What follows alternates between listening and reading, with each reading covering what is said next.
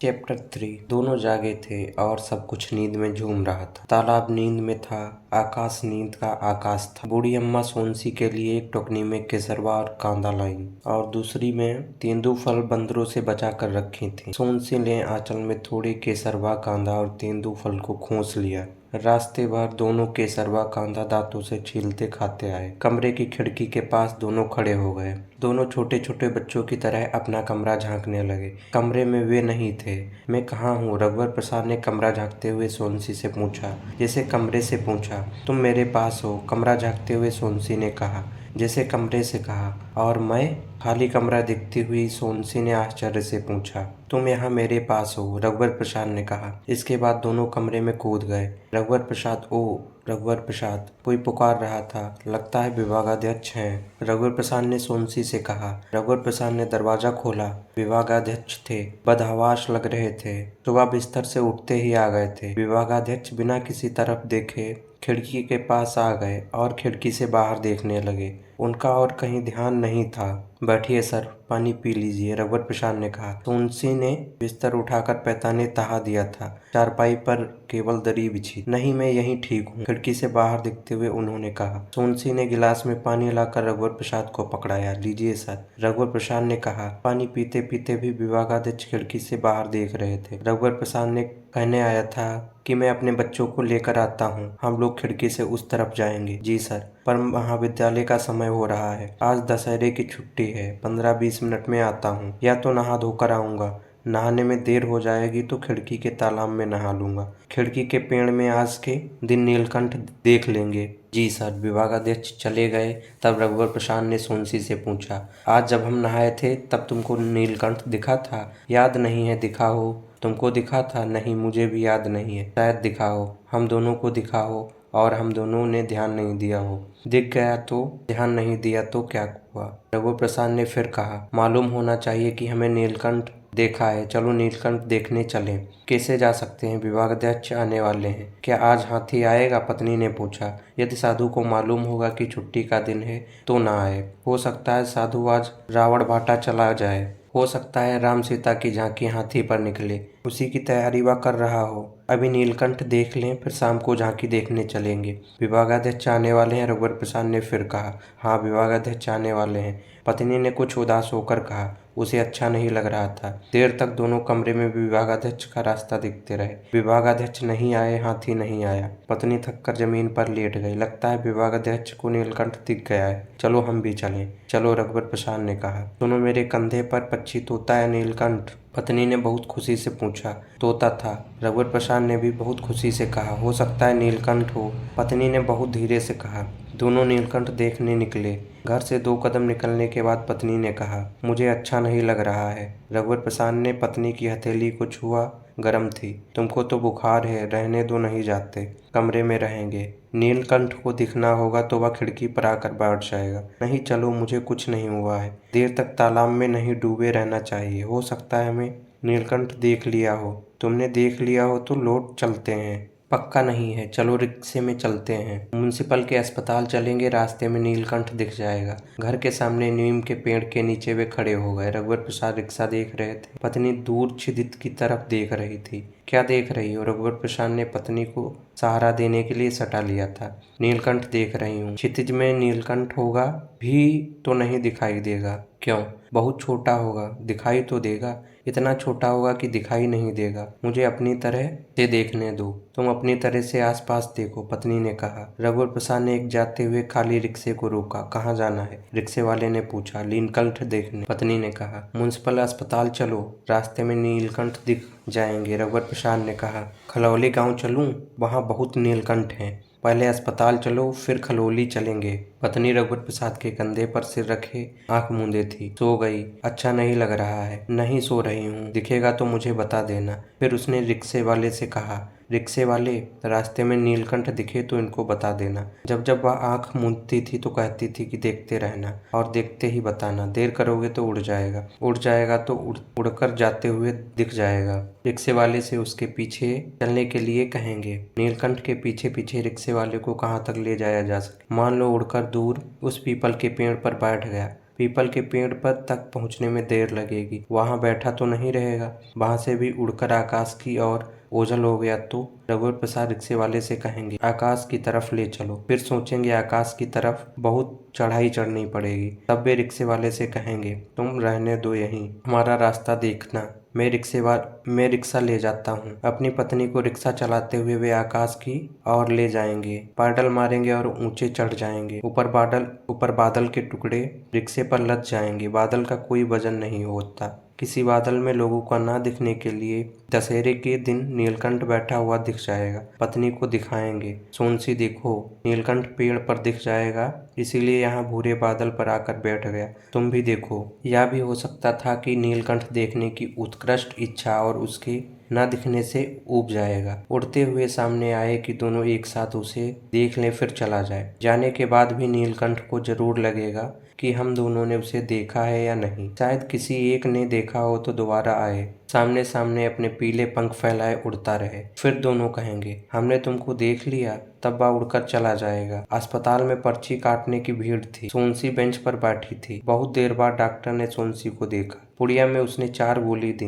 2-2 घंटे में 1 गोली खाने को कहा। 1 गोली अभी खा लेने के लिए कहा था। सोनसी अस्पताल के नल के पास गई और गोली खाकर पानी पिया। चलो, सोनसी ने कहा। वही रिक्शा वाला अस्पताल के सामने खड़ा दिख गया। चलोगे? रघुवर प्रसाद ने रिक्शे वाले से पूछा। हाँ। दोनों रिक्शे में बैठ गए। कहाँ ले जा रहे हो? रघुवर प्रसाद ने कहा। नीलकंठ देखने, रिक्शे वाले ने कहा। जहाँ से आए थे वहीं चलो। जब घर आए तो देखा छोटू वहां बाहर साफ इस्त्री की हुई कुर्ती धोती पहने खड़ा था। रिक्शे से भैया को उतरते देख छोटू रिक्शे की तरफ दौड़ा और चिल्लाता आया, अम्मा, भैया भाभी आए। और छोटू ने भैया भाभी के पैर छुए। कितनी देर हो गई है तुम लोगों को आए? भाभी ने पूछा। बहुत देर हो गई। पिताजी चारपाई पर लेटे थे। वही बोरे पर बैठी अम्मा गांव से लाई बरबट्टी काट रही थी। सोनसी और रघुवर प्रसाद ने अम्मा का पैर छुए। रघुवर प्रसाद का पैर छूने वाले थे तो पिता ने कहा, रुक जाओ, उठकर बैठ जाने दो। वे पैर लटकाकर नीचे बैठ गए। रघुवर प्रसाद ने पैर छुए,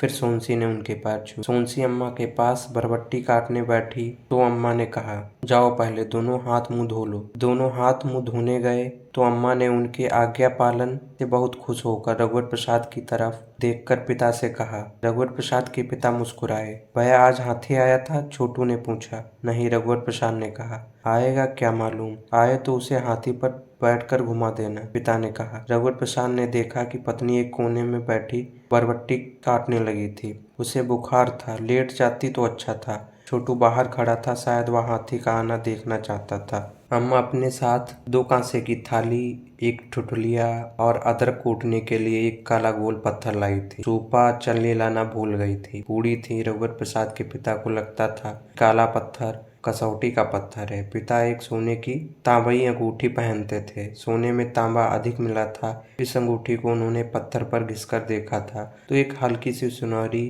तांबई लकीर खिंच गई थी। यह लकीर भी पत्थर के साथ साथ आ गई थी। रघुवर प्रसाद के पास छोटू गए, साफ कपड़े गंदे ना हो जाएं, इसीलिए वह गोटा पत्थर और पेड़ पर चढ़ने का खेल नहीं खेल रहा था। वह हाथी पर सवार होकर घूमने के कपड़े पहने था। उन्होंने छोटू से कहा, आज घूमने नहीं जाएंगे? तुम्हारी भाभी को बहुत बुखार है। भाभी को बुखार है? छोटू ने पूछा। हाँ। वह अंदर गया और कहा, अम्मा, भैया कहते हैं भाभी को बुखार है। सुनकर रघुवर प्रसाद परेशान हो गए। होता यह कि छोटू पहले कहता घूमने नहीं जाएंगे, तब अम्मा पूछती, क्या हाथी नहीं आएगा? शायद ना आए, दशहरा का दिन है। पिता कहते, हाथी आएगा तो भी सब लोग कैसे जाएंगे? भाभी को तो बुखार है। छोटू कहता, इस तरह बात तो होती तो अच्छा होता। रघुवर प्रसाद झेप गए कि अम्मा पिता क्या सोचेंगे। अम्मा ने सोनसी से पूछा, बहू तुमको बुखार है? सोनसी ने बरबट्टी काटते सिर हिलाकर नहीं कहा। अम्मा उठकर सोनसी के पास गईं। माथा छुआ है तो बहुत बुखार है। सुनकर पिता उठकर बैठ गए। सोनसी की आंख छलछला गई थी। शायद उसे मायके की याद आई हो। अम्मा ने उसके सिर को छाती से चिपका लिया। चल लेट जा, डॉक्टर को दिखाया था? रघुवर प्रसाद से पिता ने पूछा। जी, गोलियां दी थी। गोलियां कब खानी है? 2-2 घंटे में। समय हो गया? हाँ। कहाँ है? बोली बहू को दे दो। छोटू, भाभी को 1 गिलास पानी दो। रघुवर प्रसाद ने गोली निकाली। छोटू पानी लेकर भाभी के पास गया। रघुवर प्रसाद ने छोटू को गोली दी कि वह भाभी को दे दे। गोली खाने के बाद अम्मा ने उसे बोरे पर लिटा दिया। सोनसी की पिरोछी रखी थी, उसको भी उड़ा दिया। अम्मा खाना बनाने की तैयारी करने लगी। अम्मा को खाना बनाते जानकर सोनसी उठी तो पिता ने कहा, बहू लेटी रहो। सोनसी लेट गई। उसने पिरोछी ओढ़ी और थोड़ी देर में सो गई। रघुवर प्रसाद ने धीरे से कहा, झोला दो। फिर उन्होंने रघुवर की माँ से पूछा, कुछ लाना तो नहीं है? नहीं, रघुवर की माँ ने कहा, मैं आता हूँ, खाना बनने तक आऊंगा। झोला लेकर वे चले गए। सोनसी का बुखार उतर गया था। हाथ मुंह धोकर माँ के कहने से उसने खाना खाया तो और अच्छा लगा। छोटू कुर्ता धोती को लगातार गंदा होने से बचाए हुए मन ही मन हाथी का रास्ता देख रहा था। किया जाए, कोई नहीं जाएगा तो वह अकेला हाथी पर घूमकर आएगा। सोनसी को अच्छा लगा तो वह घर का काम करने लगी थी। जहाँ सोनसी लेटी हुई थी वहीं रघुवर प्रसाद जाकर लेट गए। छोटू, बाहर से पिता आवाज दे रहे थे, देख हाथी आ रहा है क्या? छोटू दौड़ता हुआ बाहर आया। हाथी आ रहा था। अम्मा, रघुवर प्रसाद भी बाहर आ गए। पिता कमरे के अंदर आया और झोला रखकर बोले, बहू, मुर्रा लाया हूँ, तुम लोग खा लेना। पिता भी बाहर आ गए। साधु बिना हाथी को बैठाए हाथी के ऊपर से उतर आया। ऊबड़ खाबड़ पत्थरों के आजू बाजू पैर जमाते हुए पहाड़ से उतरे हैं। हाथी पर 2 कदम इधर उधर रखकर वह नीचे उतर आया था। उतरते ही कंधे के अंगोछे को झटकार कर उसने फिर कंधे पर जमा लिया। वह धोती को ढीले लपेटे हुए और पीला कुर्ता पहने हुए था। कुर्ता का रंग फीका पड़ गया था। कपड़े साफ थे और इस्त्री किए हुए थे। दशहरे का दिन था शायद इसीलिए। छोटू बहुत उत्साहित था। रावण भाटा चलोगे? साधु ने रघुवर प्रसाद से पूछा। वहाँ बहुत भीड़ होगी। रघुवर, हाथी के गले में घंटी नहीं है, लोगों को मालूम कैसे पड़ेगा कि हाथी आ रहा है? रघुवर प्रसाद ने कहा, हाथी का आना बहुत दूर से दिख जाता है, इसे देखने की खबर हो जाती है और दूसरों को मालूम पड़ जाता है। फिर भी रघुवर प्रसाद ने कहा, चलिए, कुछ नहीं होता है। छोटू भी जाएगा, पिता ने कहा। बहू भी जाएगी, रघुवर प्रसाद की माँ ने कहा। वह अंदर गई। बहू, जल्दी तैयार हो जाओ, हाथी पर घूमा। सोनसी ने जल्दी जल्दी हाथ मुंह धोया। बहू, अभी तो साड़ी नई रखी होगी। हाँ अम्मा, सोनसी ने धीरे से कहा। लाल साड़ी पहन लेना। हाँ अम्मा। अम्मा ने खटिया से तहाया हुआ बिस्तर उठाकर नीचे जमीन पर बिछे बोरे पर रख दिया। दरी उठाई और खटिया को खड़ी किया। दरी को अम्मा ने खटिया पर टांग दिया। खटिया की आड़ में साड़ी बदल लेना। सोनसी नई लाल साड़ी लेकर खटिया की आड़ में चली गई। नीचे बैठकर उसने पोलका पहना, फिर लाल साड़ी पहनी। खटिया की आड़ से वह निकल आई थी। बिंदी लगाई? अम्मा ने पूछा। हाँ अम्मा। पैर पट्टी पहन लेना। सोनसी ने पैर पट्टी को उतार दिया था। हाँ अम्मा। रघुवर, अम्मा ने बुलाया। तू भी कपड़ा बदल ले। अम्मा ने रघुवर के पिता का कोसा कुर्ता, जो करीब 15 साल पुराना होगा, झोले से निकाला। गमछे में तहा हुआ कुर्ता था। धोती निकली। ले पहन ले। रघुवर प्रसाद पिता से लंबे थे। कुर्ता बड़ा था।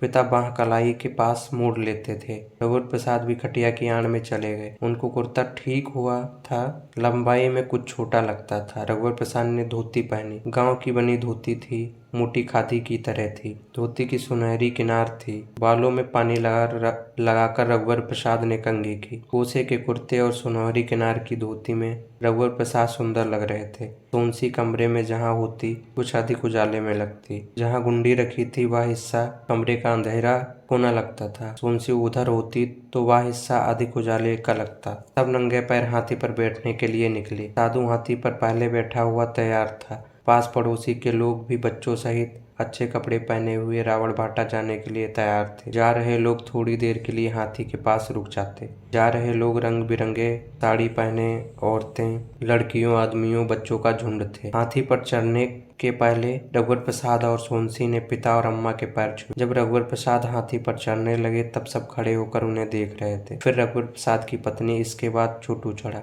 साधु ठीक से बैठने में सबकी सहायता कर रहा था। छोटू साधु को पकड़कर बैठा था। सोनसी रघुवर प्रसाद को। कमरे के दरवाजे के पास अम्मा और पिता खड़े थे। हाथी की पीठ पर गन्ने के पत्ते की गद्दी बंधी थी। हाथी नहाया धोया और सजाया दिख रहा था। सब बैठ गए तब हाथी चलने लगा। रावण भाटा की ओर जाते 2 औरतों के हाथ जोड़कर रघुवर प्रसाद, सोनसी और छोटू की झांकी को प्रणाम किया। जब हाथी आगे बढ़ा तो अम्मा ने कहा, कितनी अच्छी जोड़ी है, छोटू लक्ष्मण लगता है। पिता ने कुछ नहीं कहा। आगे दाहिने हाथ की तरफ अमराई थी। साधु हाथी को उधर से ले गया।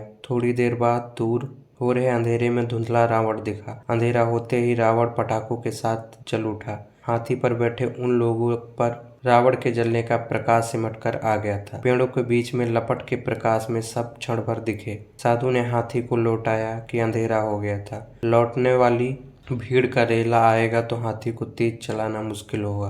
छोटू बहुत खुश था। लौटते समय कुछ दूर तक जब फूटता पटाखा उन्हें सुनाई दे रहा था। पिता को छोड़ रात को सब जमीन पर सो गए थे। चौकी की तरफ सोनसी, फिर अम्मा, छोटू, रघुवर प्रसाद। रघुवर प्रसाद के बाद पिता चारपाई पर सोए थे। छोटू पहले पिता के पास लेटा, फिर जमीन पर आ गया। आधी रात हो गई थी। रघुवर प्रसाद और सोनसी जाग रहे थे। रघुवर प्रसाद को मालूम नहीं था कि सोनसी जाग रही है। सोनसी को मालूम था कि रघुवर प्रसाद को नींद नहीं आ रही है। रघुवर प्रसाद धीरे से उठे और खिड़की के पास जाकर खड़े हो गए। रघुवर प्रसाद का मन हुआ कि वे खिड़की से कूदकर उस पार चले जाएं।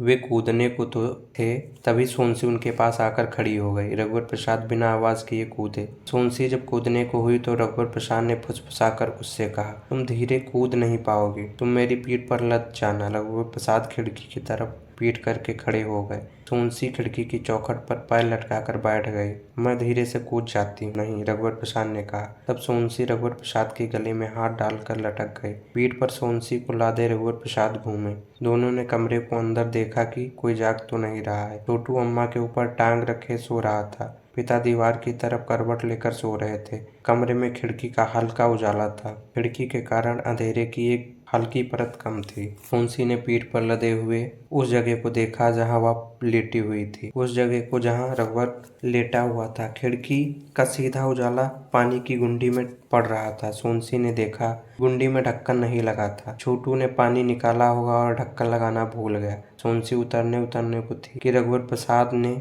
गले में लिपटे सोनसी के हाथों को कसकर पकड़ लिया था। उतरने दो, गुंडी खुली है, खुली रहने दो, कहकर रघुवर प्रसाद सोनसी को लादे हुए अंधेरे कमरे में चलने लगे। गिरा मत देना। नहीं गिरोगी पगडंडी का मुझे अंदाजा है। गहरी रात की शांति थी। इस शांति में सबकी अलग अलग शांति थी। जैसे पीपल के पेड़ के नीचे पीपल की शांति, अनजाने पेड़ों के नीचे वे गुजरे इस पेड़ के नीचे अनजान पेड़ों की शांति थी। सोनसी रघुवर प्रसाद के कंधों में लदी रघुवर प्रसाद के हर कदम में धीरे से उछलती जाती और हूँ अलपती। यह बोलना पेड़ों, तालाबों, चट्टानों के प्रत्येक एकांत में सुनाई दे रहा था। ऐसा था कि दोनों जाग रहे थे और सब कुछ नींद में झूम रहा था। पेड़ नींद में थे, तालाब नींद में था, आकाश का नींद में था, पक्षी नींद के पक्षी थे, वातावरण नींदमय था। सोनसी ने बाहरी पलकों को खोलकर देखा तो जगह जगह चमकी से चौक पूरे हुए दिख रहे थे। हो सकता है अभ्रमक की बारीक धूल से चौक पूरे हो गए हों। तारों के प्रकाश से ये चमचमाते जैसे थे। इन जगह को देखकर वही ठहर जाने की जल्दी सोनसी को हुई। उसने कहा, कहाँ जा रहे हो? यहीं रुको। रघुवर प्रसाद ने कुछ नहीं कहा। सोनसी अपने पैरों को रघुवर प्रसाद की कमर में लपेटना चाहती थी, पर साड़ी के कारण वह लपेट नहीं पा रही थी। मेरे पैर दुख रहे हैं। तुम तो नहीं चल रही हो, तुम्हारे पैर क्यों दुख रहे हैं? हाथ भी दुख रहे हैं। नहीं दुख रहे हैं, रघुवर प्रसाद ने कहा। पैर लटके लटके दुख रहे हैं और तुम्हारी हाथों की पकड़ से हाथ टूट रहे हैं। अच्छा, हाथ छोड़ना नहीं, कहकर रघुवर प्रसाद ने अपने दोनों हाथ पीछे ले जाकर सोनसी की साड़ी को घुटने के ऊपर तक उठाया और कहा, अब कमर में पैर लपेट लो। सोनसी ने रघुवर प्रसाद की कमर में पैर लपेटे तो रघुवर प्रसाद ने सोनसी के कूल्हे के नीचे दोनों हथेलियों को बांधकर धीरे से ऊपर उछाला तो सोनसी के हाथ रघुवर प्रसाद की गर्दन पर ढीले हो गए। रघुवर प्रसाद अब बहुत धीरे धीरे चल रहे थे। अब ठीक है? रघुवर प्रसाद ने कहा। हाँ ठीक है, सोनसी ने कहा। रघुवर प्रसाद तालाब के किनारे किनारे चलने लगे। सोनसी तालाब में रघुवर प्रसाद की परछाई के ऊपर अपनी लदी परछाई को देख रही थी। रघुवर प्रसाद सोनसी को लादे हुए धीरे से तालाब में उतरे। घुटने तक रघुवर प्रसाद की धोती भीग गई। थोड़ी देर चुपचाप तालाब में खड़े रहे। तालाब से निकले तो और अच्छा लगा। तालाब के पास एक टीला था। रघुवर प्रसाद सोनसी को लादे टीले पर चढ़ने लगे। यह टीला नींदमय टीला था। सोनसी ने कहा, मुझे उतार दो, तुम बहुत थक गए होगे, मैं तुम्हें बहुत थकाती हूँ। टीले के ऊपर सूखे पत्तों का ढेर था। उसी के पास सोनसी को रघुवर प्रसाद ने उतारा। उन पत्तों के अंदर के अंधेरे में 4 जुगनू पास पास चमक रहे थे। सोनसी ने पत्ते को हटाया तो जुगनू एक एक कर उड़ गए। उड़ते हुए जुगनुओं की चमक की परछाई उन्हें तालाब में देखी। सोनसी रघुवर प्रसाद की बाह से सिर टिकाए खड़ी थी। तालाब में तारों की परछाई थी। किसी मछली के कारण तालाब का पानी हिला तो सोनसी ने देखा कि कुछ तारों की परछाई तैरते तैरते धीरे धीरे पास हो गई। सोनसी ने ऊपर आकाश में देखा। कुछ तारे पास पास आए दिखे, जैसे पहले दूर थे। सोनसी रघुवर प्रसाद से सटी सटी बैठते हुए वहीं लेट गई। सोनसी के पैर ढलान की तरफ थे। तुम्हारे कंधे पर चंद्रमा बैठा है, सोनसी ने लेटे लेटे हाथ उठाए हुए कहा, जैसे वह रघुवर प्रसाद को बुला रही हो। और रघुवर प्रसाद बहुत दूरी पर थे। रघुवर प्रसाद खड़े खड़े सोनसी को देख रहे थे। सोनसी को लगा रघुवर प्रसाद के कंधे पर बैठा चंद्रमा पास आ रहा है। सोनसी ने अपने पास आने की सुख की चमक को सहने के लिए आंख मूंद लिए थे। खड़ी होकर सोनसी ने देखा कि तालाब प्रकाशित तालाब था। तालाब का तल प्रकाशित तल दिख रहा था। क्या चंद्रमा तालाब में डूब गया है? सोनसी ने रघुवर प्रसाद से पूछा। हाँ, तालाब में डूब गया है। देखो, एक प्रकाशित मछली चंद्रमा की तरफ आ रही है। तालाब की काई प्रकाशित हरी है। चंद्रमा, तारे तालाब के पानी से धुल गए हैं।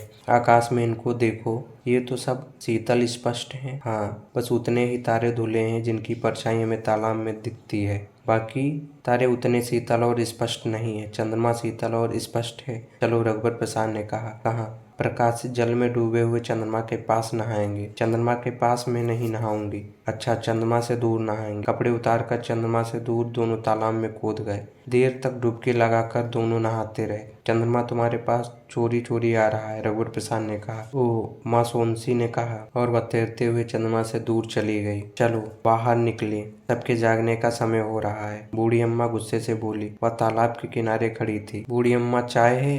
रघुवर प्रसाद ने पूछा। नहीं, चाय पीते तक सब जाग जाएंगे। जल्दी भागो। अच्छा, रघुवर प्रसाद ने कहा। बूढ़ी अम्मा चली गई। जल्दी बाहर निकलो, सोनसी ने कहा। सोनसी ने पश्चिम की दिशा की तरफ 10 रंग के तारों के पतंग की आकृति में जाते हुए दूर देखा। पूर्व से तारे अलग आकृतियों में एक के बाद एक इकट्ठे होकर पश्चिम की तरह इकट्ठे हो रहे थे। पूर्व से सूर्य उदित होने की तैयारी कर रहा था। दोनों दौड़ते हुए घर की तरफ लौट रहे थे। घर के पास पहुंचे तो चिड़ियों ने चहचहाना शुरू कर दिया। कुछ और पास पहुंचे तो कोयल कूकने लगी। रघुवर प्रसाद खिड़की के अंदर गए तो गाय के रमाने की आवाज आई। सोनसी कमरे के अंदर गई तो धूप का फीका टुकड़ा बिना आवाज की कमरे में घुस रहा था। अपनी जगह रघुवर प्रसाद आंख मूंद कर लेट गए। सोनसी अपनी जगह आंचल से मुंह ढककर सो गई। तभी चुपके से पिता उठे और धीरे से दरवाजा का एक पल्ला खोलकर बाहर चले गए। दरवाजा ज्यादा खोलते तो दरवाजे का पल्ला छोटू के सिर पर लगता।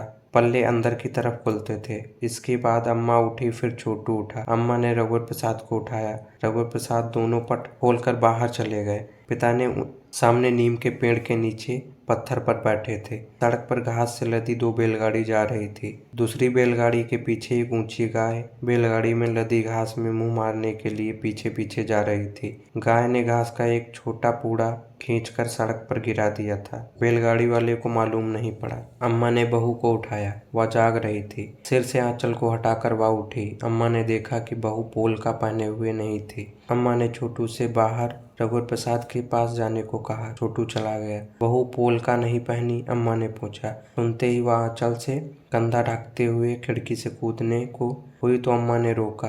दूसरा पोलका पहन ले, रघुवर प्रसाद से बोल दे, वो उठा लाएगा, कहकर अम्मा बाहर आई। रघुवर, देख तो अंदर क्या काम है। रघुवर अंदर गए। सोनसी ने धीरे से कहा, पोलका वहीं रह गया है, ले आओ। पहनी तो हो? आलस में रघुवर प्रसाद ने कहा। या दूसरा है? किसी ने देखा है? अम्मा ने कहा। रघुवर प्रसाद खिड़की से कूद गए। बूढ़ी अम्मा बैठे बैठे सींक की झाड़ू से सामने बुहार रही थी। एक हाथ थक जाता तो दूसरे हाथ से बुहारती।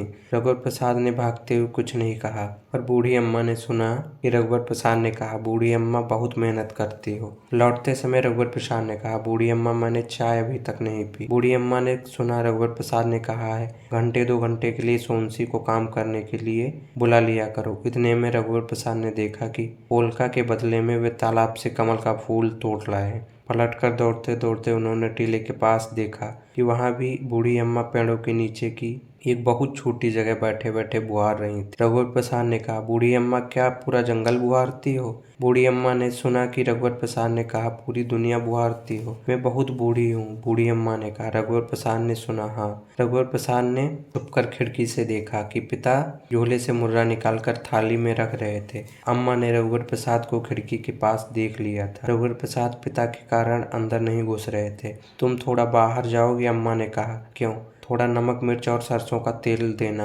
अम्मा पिता के पास गई और मुर्रा की थाली खींचते हुए धीरे से कहा, काहे मेहरापा करते हो? पिताजी बेमन से उठे। खिड़की के बाहर खड़े रघुवर प्रसाद दिखा। वहाँ क्या कर रहा है? कमल का फूल तोड़ने गया था, आपकी पूजा के लिए। अच्छा ठीक है। मुट्ठी में रघुवर प्रसाद पोलका छुपाए हुए अंदर कूद गए और कमल का फूल पिता को दिया। सफेद कमल का फूल? बहू तुम नहा लो, अम्मा ने कहा। अम्मा मैं नहा ली, सोनसी ने कहा। सोनसी को लगा कि कहीं पर गलती हो गई। कब नहाई? अम्मा ने कहा। अम्मा भूल गई, उसे लगा नहीं कहना था। रात को उठकर उसने देखा था कि सोनसी और रघुवर दोनों कमरे में नहीं थे। दरवाजा अंदर से बंद था, खिड़की से गए होंगे। पहले तालाब में नहाई थी, मैं सोची कि सुबह हो गई है। नहाने के बाद भी सुबह नहीं हुई तो फिर लेट गई। धीरे से सोनसी ने कहा, ठीक है ठीक है। अच्छा हम लोग नहाने जाते हैं। पिता झूले में अपने और रघुवर की माँ के कपड़े जमा लिए थे।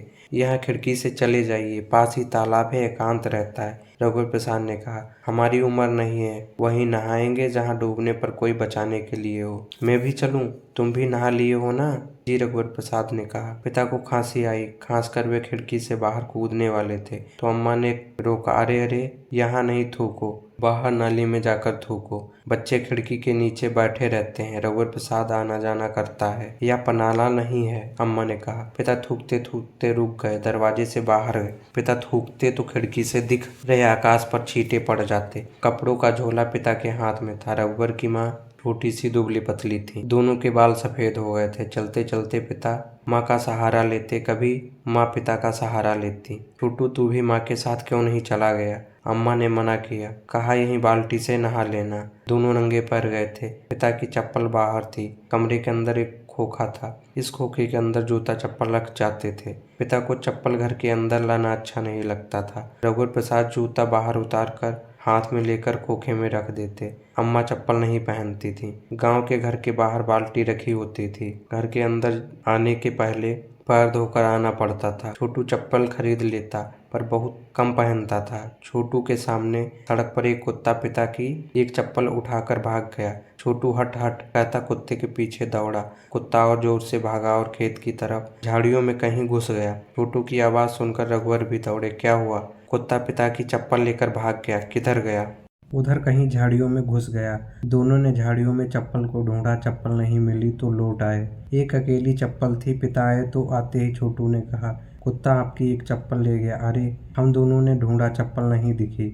आपसे कहता था अंदर खोखे में रख दीजिए, नहीं माने। मिल जाएगी, अम्मा ने कहा।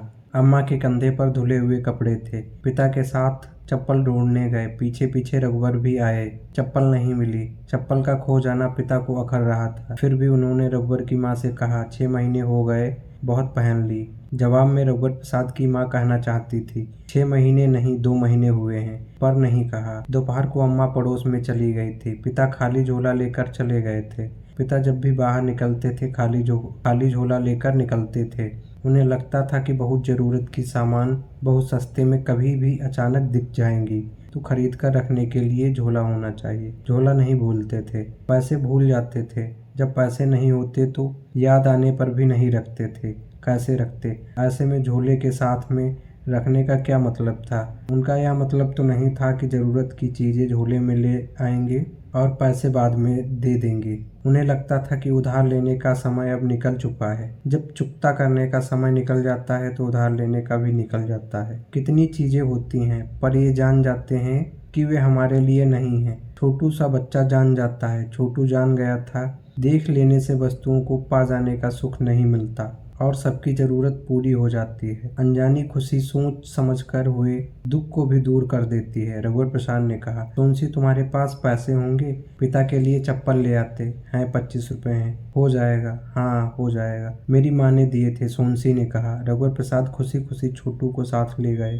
पर नाप के लिए पिता के साथ आते, छोटू ने कहा। नाप के लिए पिता की चप्पल है। रघुवर प्रसाद की चप्पल पतलून की जेब के अंदर घुसाए हुए थे। चौथाई चप्पल बाहर दिख रही थी। गोल बाजार में चप्पल जूते की दुकानें ऐसे लगी थीं कि चप्पल जूतों की दरी के ऊपर ढेरी लगी थी। दोनों ने मिलकर पिता के नाप की काले रंग की चप्पल छांटी। जेब में पिता की पुरानी चप्पल रघुवर प्रसाद रखे थे।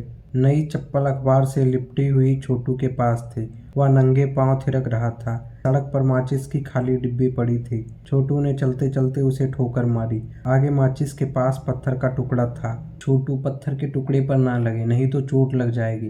परंतु छोटू ने निशाना साधकर माचिस को मारा। भैया, पत्थर को तुम मारोगे, तुम जूता पहने हुए हो। नहीं, पत्थर बड़ा है, जूता खराब हो जाएगा, रघुवर प्रसाद ने कहा। चप्पल देखकर अम्मा सोनसी बहुत खुश हुए। चप्पल को खिड़की के नीचे छोटू ने रख दिया। अम्मा ने गांव के घर की तरह बाल्टी में पानी बाहर दरवाजे के पास रखाव दिया था। बाल्टी छोटे परे से ढकी थी। अब पैर धोकर सब कमरे में आने लगे थे। रात में बाल्टी को अंदर रख दिया जाता था। पिता झोले को कंधे पर रखे पैर धोकर आए। पिता का ध्यान चप्पल की तरफ नहीं जा रहा था। सोनसी से रहा नहीं गया। वह चप्पल उठाई और सामने पिता के पैर के पास रख दी। अरे, किसकी चप्पल है? पिता ने पूछा। फिर गुस्सा हुए। नाप के लिए तुम्हें जाता तो ठीक था, छोटी दिख रही है। नाप के लिए आपकी एक बची चप्पल लेकर गए थे, रघुवर प्रसाद ने कहा। अच्छा, कहकर पिता मुस्कुराए। उन्हें चप्पल बिल्कुल ठीक हुई। वे चप्पल पहने कमरे में घूमते खड़े रहे। बाहर से थके आए थे। अम्मा ने कहा, खटिया पर बैठकर सुस्ता लो। थका नहीं हूँ, पिता ने कहा। लेटना मत, चप्पल पहने बैठे रहना, अम्मा ने कहा। रघुवर की माँ की सलाह को पिता ने मान लिया। वे चारपाई पर बैठ गए। चप्पल पहने हुए उनके पैर अच्छे लग रहे थे। इतने में रघुवर प्रसाद की माँ पास आकर बैठ गई और चप्पल को देखते हुए पूछी, अच्छी है?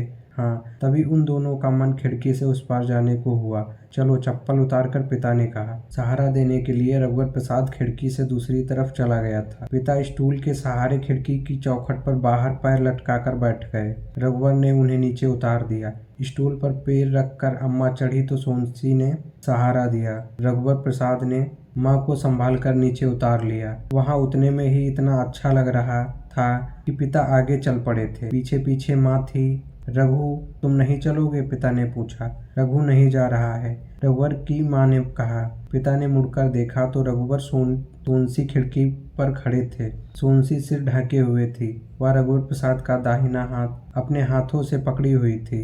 पिता मुड़े थे, तब भी सोनसी और रघुवर प्रसाद उसी तरह खड़े रहे। रघुवर को भी ध्यान न रहा। पिता ने कहा, पीछे देखो तो। रघु की माँ ने मुड़कर देखा और कहा, देख लिया। आगे जाकर पिता ने पूछा, छोटू कहाँ है? कहीं खेलने चला गया, अभी तक नहीं आया। वह भी आ जाता, रघु के साथ आ जाएगा। तुम झोला नहीं लाए? रघुवर की माँ ने पूछा। मैं भूल गया। अरे, यहाँ क्या मिलेगा? मकोई, बेर, कांदा कुछ तो मिलेगा। कुछ नहीं मिलेगा तो तालाब से झोला धोकर ले आएंगे। इसी पगडंडी से चलो, दूर बरगद का पेड़ दिख रहा है। रास्ते में एक बड़ा बंदर एक पेड़ से उतरकर दूसरे पेड़ पर चढ़ गया। धुआं उठ रहा है उधर, पिता ने कहा।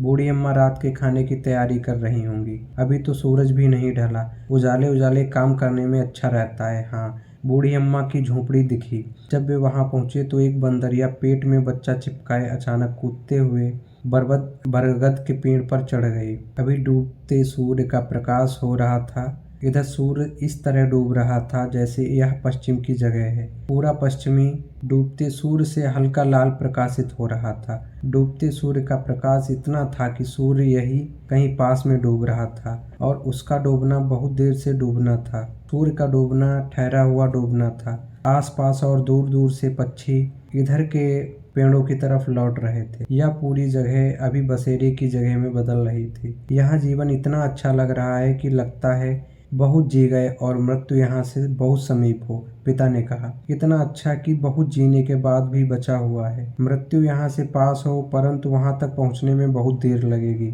ठीक कहती हो, देर का जीवन बचा है। क्या हम यहाँ से मृत्यु को देख सकते हैं? बचे जीवन को देखने के बाद फुर्सत मिलेगी तब। जीवित आंख से मृत्यु नहीं, जीवन दिखता है। हाँ। उनकी आवाज़ सुनकर बूढ़ी अम्मा बाहर आ गई थी। हवन के धुएं की गंध आ रही थी। बूढ़ी अम्मा ने दोनों को देखते ही जीते रहो कहा। छोटू नहीं आया? बूढ़ी अम्मा ने पूछा। नहीं आया। बूढ़ी अम्मा ने दोनों के लिए चाय बनाई। रघु की माँ ने सहायता की। चाय जल्दी बन गई थी। चाय पीकर दोनों पगडंडी घूमते रहे। थोड़ी दूर तक उनके आगे आगे एक बंदर पूंछ उठाए दौड़ रहा था, फिर कहीं चला गया।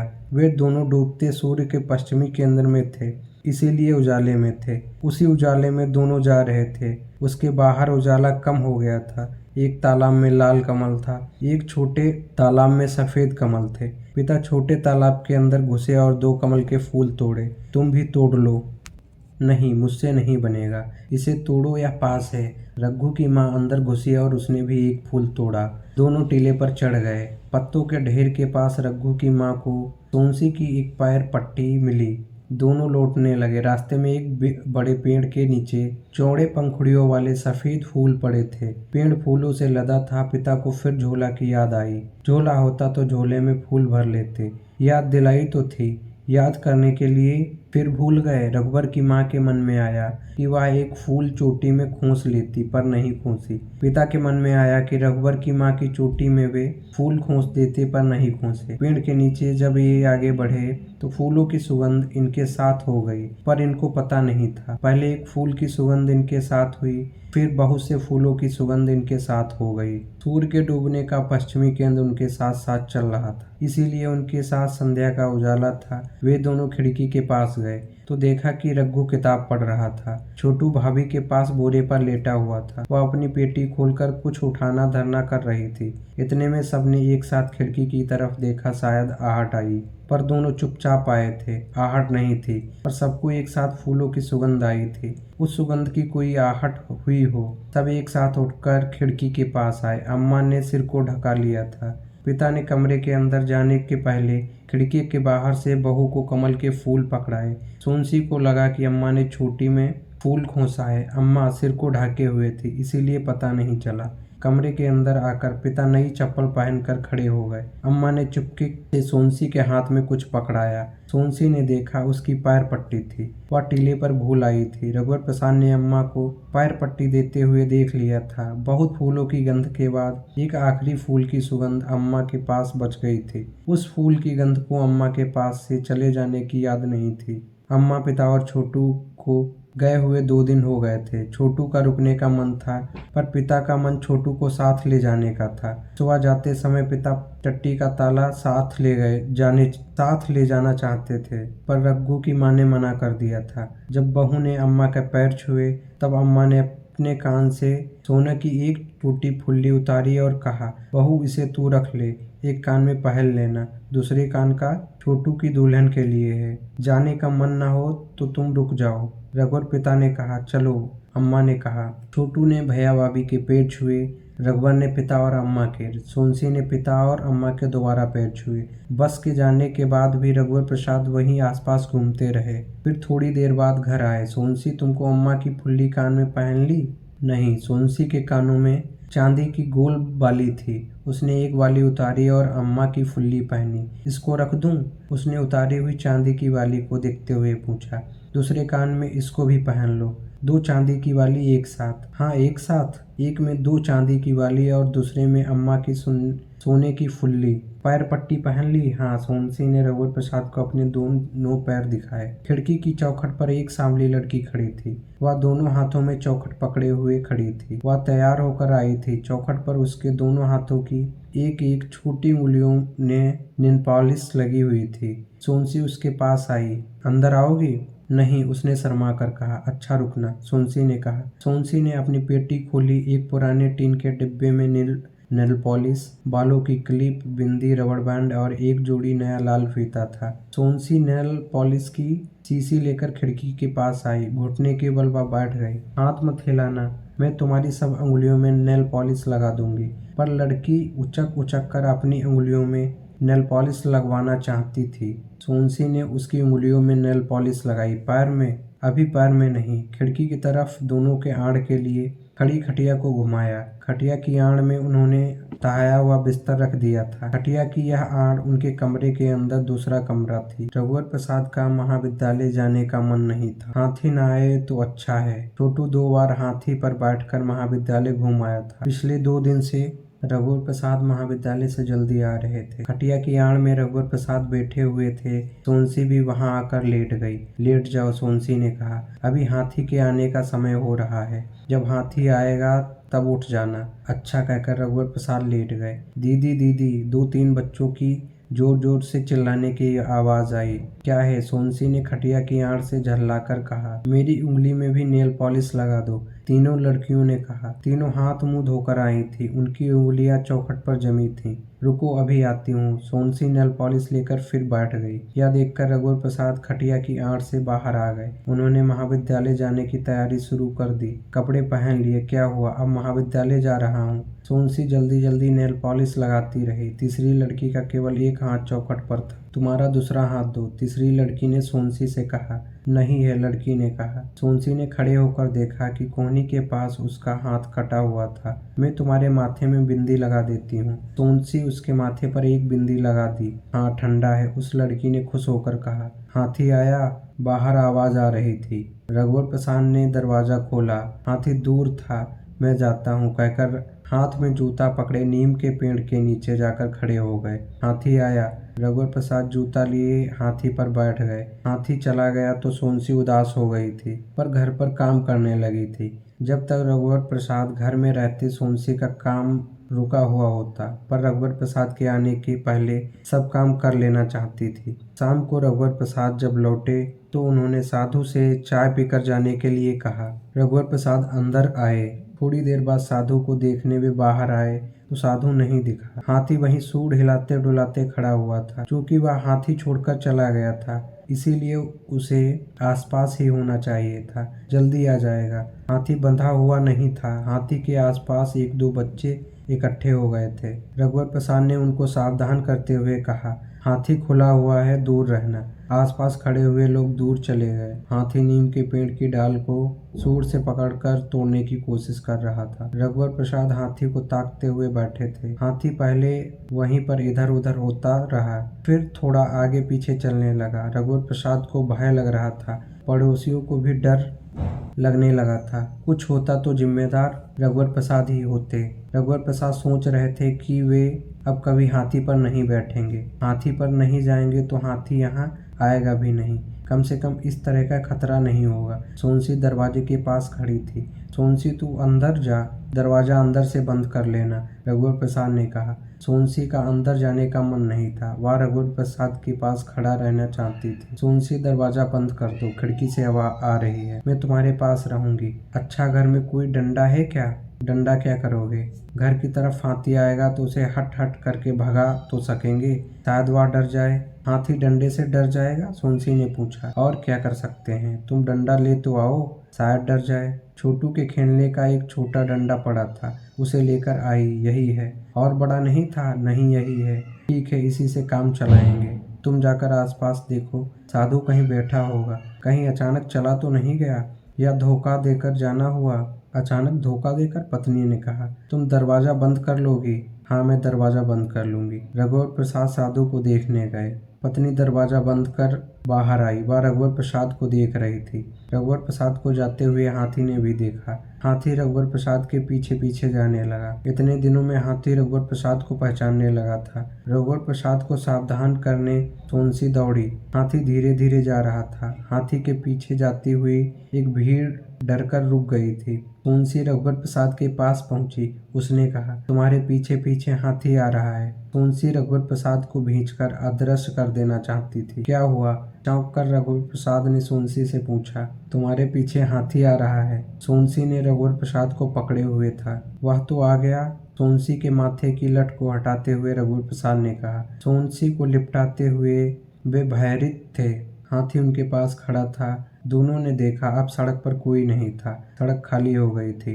दरवाजे बंद थे। सिरस के पेड़ पर एक 12-13 साल का लड़का बैठा था। वह पेड़ पर बैठा हुआ बीड़ी पी रहा था। वह हाथी से डरकर पेड़ पर बैठा नहीं था, छुपकर बीड़ी पीने के लिए पेड़ पर बैठा था। वहाँ हाथी से सुरक्षित बीड़ी पीते बैठे रहना उसे अच्छा लग रहा था। उसने सिरस की एक डाल तोड़ी और हाथी की तरफ फेंकी। हाथी ने सूंड बढ़ाकर डाल को उठाया और सूंड को इधर उधर डुलाते हुए छोड़ दिया। रघुवर प्रसाद जाने को थे। आओ चलें, रघुवर प्रसाद ने कहा। रघुवर प्रसाद और सोनसी को लौटते देख हाथी ने जोरों से सिर हिलाया, फिर उनके पीछे हो लिया। रघुवर प्रसाद सोनसी को घर के अंदर ले गए। हाथी पेड़ के पास खड़ा रह गया। अच्छा, वहीं रुक गया। पीछे पीछे घर के अंदर आ सकता था। रघुवर प्रसाद ने दरवाजा उड़का दिया था। थोड़ी देर वे सोनसी के साथ चारपाई की आड़ में लिपटे रहे थे, फिर उठे। कहाँ जा रहे हो? हाथी को देखने, पता नहीं वहाँ है या नहीं, साधु आकर ले गया हो। कोई घर के सामने हाथी छोड़ जाएगा तो हम क्या करेंगे? सोनसी ने कहा। रघुवर प्रसाद ने दरवाजा खोला, हाथी वहाँ नहीं था। हाथी नहीं है? उनके मुंह से निकला। सोनसी उठकर आई। क्या साधु ले गया? हो सकता है, रघुवर प्रसाद ने कहा। हाथी खुद चला गया हो, तुम भी नहीं थी, दरवाजा बंद था, हाथी अकेले पड़ गया होगा और वह चला गया। हाँ, हाथी के साथ सम्मान का व्यवहार करना चाहिए था। हाथी से कहते तुम यहीं जाना नहीं, हम आते हैं, तो शायद वह हमारा कहा समझ जाता और जाने के पहले हमारा रास्ता दिखता। साधु हाथी को पूछेगा तो क्या जवाब देंगे? हमारी गलती है, वहीं छोड़ गया था, उसकी जिम्मेदारी है। मैं किसी से पूछता हूँ। ये हाथी अकेले गया या कोई उसे साथ ले गया? किसी ने तो देखा होगा। सड़क में सन्नाटा है, कोई नहीं दिख रहा है। फिर भी देखता हूँ, कोई ना कोई होगा। रघुवर प्रसाद को कोई नहीं दिख रहा था। सड़क के किनारे के पेड़ के ऊपर छुपकर बीड़ी पीने वाला लड़का पेड़ पर बैठा था। क्या तुमने हाथी को देखा है? किधर गया है? रघुवर प्रसाद ने पेड़ पर बैठे हुए लड़के से पूछा। इधर गया है। अपनी बीड़ी छुपाकर लड़के ने पेड़ के ऊपर से इशारा किया। पेड़ के खोखले में बीड़ी का बंडल और माचिस वह छुपा कर रखता था। अकेला हाथी था, नहीं एक साधु था। पेड़ के ऊपर से उसने कहा, साधु हाथी ले गया? चाय पीने नहीं आया, बताकर भी नहीं गया। लगता है साधु एकदम अचानक नहीं जाएगा, धीरे धीरे अचानक जाएगा। पहले आधे घंटे के लिए, फिर 4 घंटे के लिए, 10 दिन के लिए, फिर 10-20 साल के लिए। 20 साल के बाद जीवन कितना बचेगा? आजीवन चला जाएगा। तो आजीवन चला जाता हो, कोई खोज खबर ना हो, मृत्यु की खबर ना हो, तो अपने चला गया में वह हमेशा जीवित रहता है। पीढ़ी दर पीढ़ी के लिए विस्मृत ना हो, तो उसके लिए लौट आने का अंदेशा पीढ़ी दर पीढ़ी बना रहता हो। जैसे ही यह मालूम होता है कि वह मर गया, वैसे ही उसके लौटने की अनंत काल की प्रतीक्षा समाप्त हो जाती है। सड़क पर इक्का दुक्का आदमी अब दिखाई देने लगे थे। एक साइकिल थी, फिर धीरे धीरे चलती हुई बैलगाड़ी आई। आने जाने का जो दृश्य रुका हुआ था वह अब शुरू हो रहा था। यह आने जाने के दृश्य की शुरुआत थी। एक लोग ही आते जाते दिख रहे थे। यह शुरुआत बहुत देर तक शुरुआत बनी रही, जबकि एक स्वतंत्र हुआ हाथी अंकुश से बहुत देर से काबू में आ चुका था। जब स्वतंत्र था तब हाथी अपने पालतूपन में अकेला हो गया था। इस बस्ती में वह एक सीधा साधा विशाल शाकाहारी प्राणी था। वह इतना सीधा साधा था जितना एक हिरण जंगल में हो सकता था।